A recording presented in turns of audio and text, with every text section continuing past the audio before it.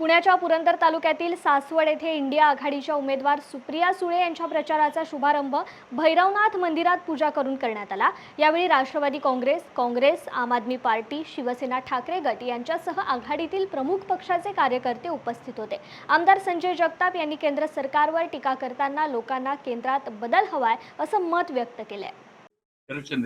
महत्त्वाचा मुद्दा आहे, आज प्रचाराचा शुभारंभ करताय। यापूर्वी सुद्धा तुम्ही घरोघरी गेलेला आहे, चिन्ह पोहोचवलेलं आहे, कसा लोकांचा प्रतिसाद आहे आणि पुढे काय करणार?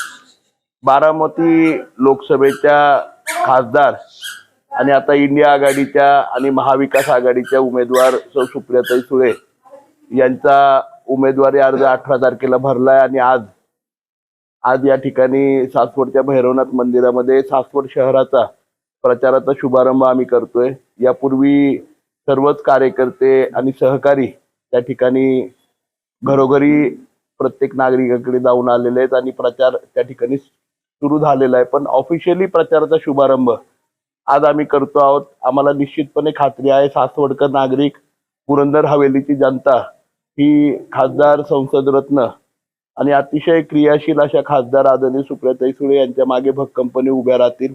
आज लोकांना निश्चितपणे केंद्र सरकारमध्ये आणि राज्य सरकारमध्ये बदल हवा आहे, कारण खऱ्या अर्थाने महागाई असेल, बेरोजगारी असेल, सर्वसामान्यांचे अनेक प्रश्न असतील, शेतकऱ्यांच्या शेतीमालाचा प्रश्न असेल, दुधाचा प्रश्न असेल, असे अनेक प्रश्न हे केवळ नजरअंदाज करायचं काम हे सरकार करतंय।